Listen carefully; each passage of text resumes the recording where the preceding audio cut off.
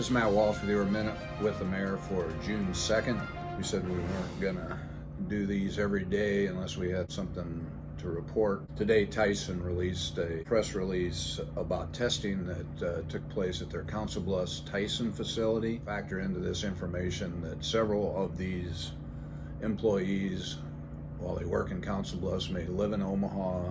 Some were tested by the Council Bluffs Public Health Department a while back, so some of those numbers are already embedded in our healthcare numbers, but I'll read excerpts from their press release. Tyson Foods announced today that the results of their facility-wide testing for COVID-19 at its Council Bluffs, Iowa facility. Of the 1,483 team members who work at the facility and were tested, 224 tested positive, which is slightly more than 15% of those tested.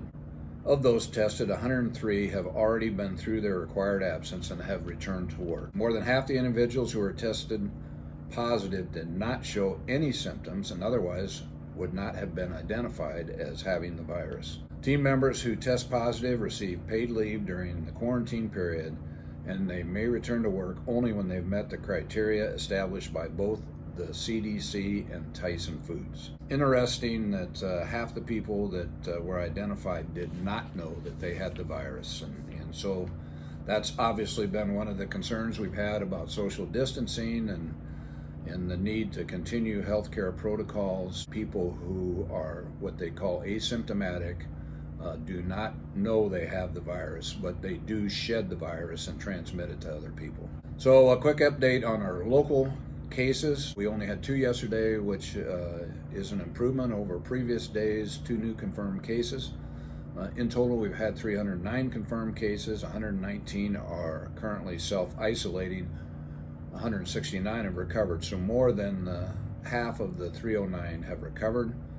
6 are currently hospitalized, down from 9 the other day.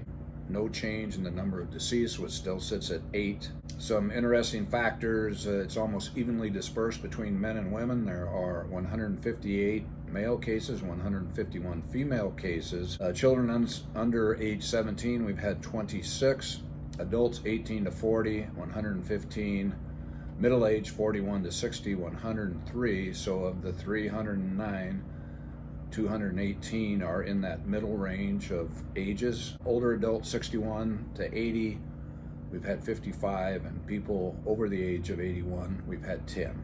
I want to give special thanks again to Hy-Vee on Madison Avenue for a second night. They fed our public safety personnel, and thanks to Barley's, they brought out pizza. So I know our law enforcement officers appreciate that, and I appreciate it. So, when I say do something kind for somebody, Hy-Vee and Barley certainly are stepping up. I ask that you stay safe and continue to observe health protocols. We certainly are not out of the woods, and that's your Minute with the Mayor.